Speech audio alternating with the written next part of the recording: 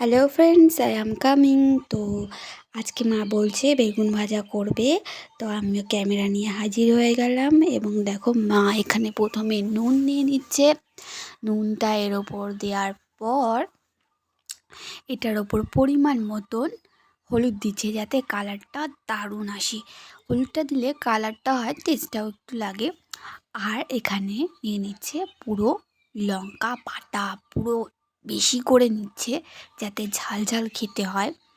আমরা অবশ্য বেশি ঝাল খাই, এর জন্য লঙ্কা বাটাটা একটু বেশি করেই নিয়েছে। পুরো লাল টকটকে হয়ে গেছে, ওর যেমন ঝাল হয়েছে তেমন টেস্টি খেতেও হয়েছিল।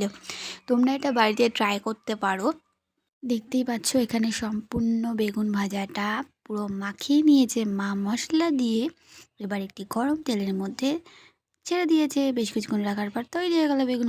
নেক্সট ভিডিওতে আবার দেখা হচ্ছে, বাই।